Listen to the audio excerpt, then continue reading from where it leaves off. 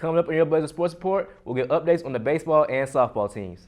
Then we'll learn more about the volleyball team's effort in the Gulf South Conference Championships this past weekend.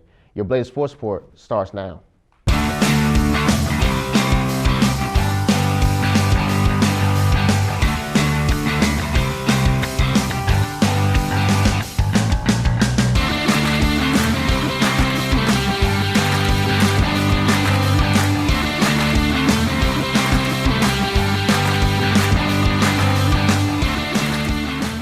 Welcome to your Blazers Sports Report. I'm Alvin Jones. And I'm Jatavius Vasquez. This weekend, Blazers Sports Report, Daniel Moore went out to the baseball field to cover the team as they faced the number 13 team in the country. Here's more. I'm outside Billy Graham Field at Tommy Thomas Park, where the VSU baseball team has just dropped their second game in a 3-game series to West Florida. We caught up with head coach Greg Gilliams after the game for more information. I thought our hitters started doing a really good job of hitting the ball where it was pitched, and which meant we had to hit the ball to the middle backside of the field, and they started to do that. Unfortunately, it was too little, too late. That's part of the game. I mean, you don't like it. Sometimes they go your way, sometimes they don't, but I'm more concerned with how we're playing. I'm disappointed. We just got to do a better job executing our game plan. And I think if we do that, we're going to have success. We haven't done a really good job of that in the first 2 games. We'll see if we can do it game 3.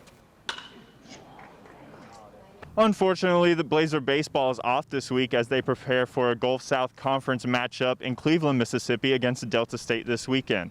For your Blazer Sports Report, I'm Daniel Moore. The baseball team will work to bounce back this week after dropping 3 games to West Florida. The team did post 22 runs on the scoreboard total during the series, so there's a lot to build on going into this weekend's games. The number 7 Ball State softball team hosted a 3-game series this past weekend against the number 17 West Florida Argonauts. I had an opportunity to go out to the field for the first game of the doubleheader. Welcome to your Blazer Sports Report. Today we're at Steele's Diamond at Blazer Park to catch up with Coach Massaro on the preparation for Game 1 against West Florida. The Lady Blazers came into Game 1 on a tear, winning their last 5 matchups. We caught up with Coach Massaro on the preparation for Game 1 against a competitive West Florida team. I mean, I think we're doing good. I mean, the record speaks for itself. I mean, we're just, we're winning games and, they're progressing well. The Lady Blazers battled their way to victory with a great outing from Samantha Richards, who got the complete game with 6 strikeouts. The Lady Blazers also got a few clutch defensive stops, but combined 14 home runs propelled the Lady Blazers over their opponent. Coach Massaro shares one piece of advice heading into the second game of the doubleheader. 1 game at a time. You can't worry about tomorrow. You got to worry about what you're doing today, and it's 1 game at a time. Just like this game here, it's almost 1 inning at a time. You can't look past that. The Lady Blazers got a 6-3 victory over West Florida in Game 1, and they will be facing West Florida again in Game 2 at 4 p.m. This is Boston State's first win against West Florida in almost 2 years. This game provided a moral boost for the Blazers going into their final 2 games of the series. This weekend, the VSU softball team played in a 3-game series against one of the top teams in the country. Blazer Sports Report Hakeem Bray went to cover the game and spoke to a member of the VSU Athletic Department who was helping the team stay on the field this season. Here's more. I'm here at Steele's Diamond Park, where the Lady Blazers are going against number 17 West Florida in today's game.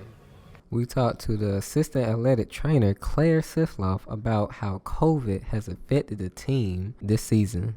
The pandemic has definitely made things challenging for sure.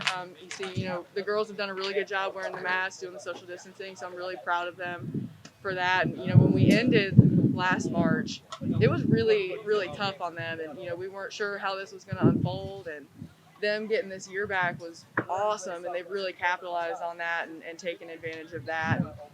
Claire also talks about how her bond with the girls has grown this season. I love these girls, and the thing that I love about them is they don't stop fighting. Like you saw today, we're down 4-1. They're like, who cares? We're going to tee off, and it's go time, and I love that about them. They make my job so fun. They trust me. They come to me. They believe in me, which helps make my job so much easier. Absolutely. Valdosta State softball closed out the series 3-0 against West Florida, and they're looking forward to carry this momentum to face Delta State in another spectacular 3-game series. That has been your Blazers Sports Report. I'm Hakeem Bray. Go Blazers.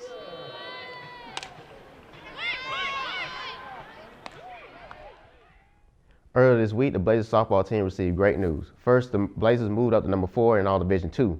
Then on Wednesday, the team learned that junior infielder Nicole Pennington was named the NFCA Division II National Player of the Week for her efforts this past weekend, which included a home run in each game.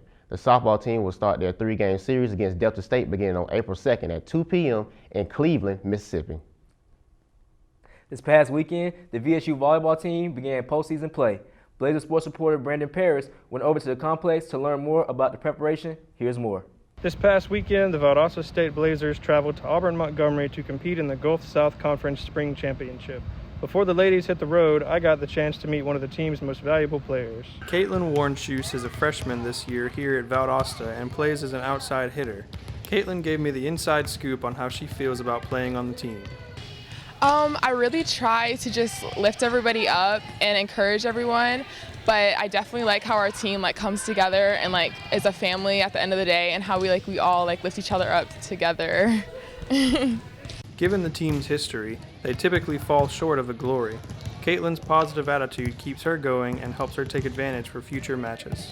I just come in every time and just give it my all, and then whatever happens, I'm just either if we lose, I try to take away what I could have done better, and if what the team could have done better, and then if we win, I just think that's a success, and then I'm okay, what did we do well that made us win, and stuff like that.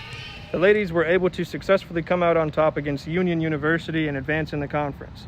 This was a great motivator into the weekend for the Blazers. Unfortunately, the Blazers were not able to pull off another upset in the GSC quarterfinals. The team fell short in their match against Auburn-Montgomery with a final score of 3-0, despite each team being decided by 3 games or less. We look forward to seeing the Blazers back in action next season. Earlier this week, the Boston State men's tennis team hosted the #1 team in the country at the VSU tennis courts when Columbus State came to town. This match was a back-and-forth affair beginning with the doubles matches. Columbus State had the edge, winning 2 of the 3 doubles matches to earn an early point on the scoreboard. The singles matches were also very close as the team split, the matches leading to a 4-3 victory for Columbus State. In the single matches, Sembozo, Weddle, Feline were victorious for VSU. The team will look to build this strong performance on their next matchup on Friday, April 2nd, when they face the #4 West Florida. Alvin, please give us an update on the women's match. On Wednesday, the women's team hosted the #13 team in the country when they faced Columbus State at the VSU tennis courts. The Blazers started off strong, winning 2 of the 3 doubles of matches to earn the first point of the match. Unfortunately, the team could not take advantage of the momentum as they came up short in the singles matches. The team will need to bounce back quickly as they host the #6 team in the nation on Friday when West Florida comes to town. Please go to the VSU tennis courts on Friday beginning at 2 p.m. to see some of the best tennis in all of Division II. Well, that's it for today's Blazers Sports Report. I'm Jataeus Vasquez. And I'm Alvin Jones. Make sure to follow us on social media at VSUTV_sports for updates and previews of upcoming shows. Take care and stay safe, Blazer Nation.